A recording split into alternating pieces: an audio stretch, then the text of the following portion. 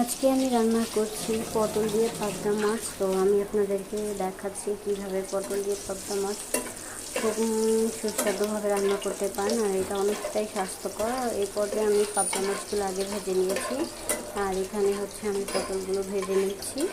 আর পটলগুলো ভাজা হয়ে গেলে আমি এখানে উঠিয়ে নেবো, একে একে সব কটা পটল উঠিয়ে নেব। আর এটা আমি শিখেছি আমার মায়ের হাত থেকে রান্না, কারণ এটা আমার খুবই পছন্দের, তাই আজকে আপনাদের সাথে শেয়ার করছি।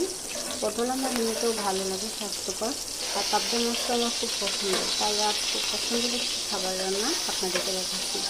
এই পর্যায়ে আমি পুরো সবগুলো পটল তুলে নিচ্ছি। পটলগুলো তুলে নেওয়া হলেই এখানে আমি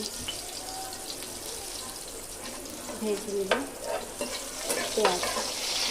তো পটলগুলো আমি একটু সব তুলে নিলাম। তুলে নেওয়া শেষ হলেই এখানে আমি দিয়ে দেব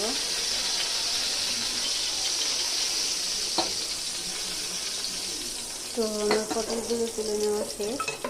এখন এখানে আমি নিয়ে নিচ্ছি কিছুটা পেঁয়াজ।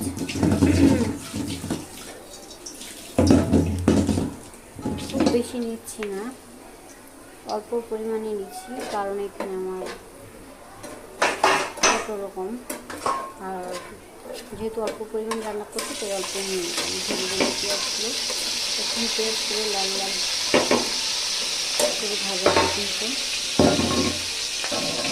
চেষ্টা করবো।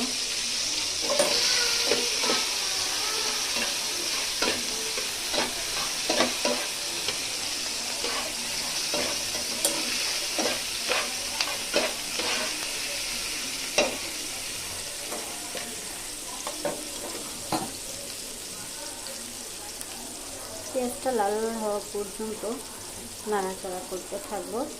তো আমার এখন তেলের পরিমাণটা মনে হচ্ছে একেবারে কম, তাই আমি কিছুটা তেল দিয়ে নিলাম।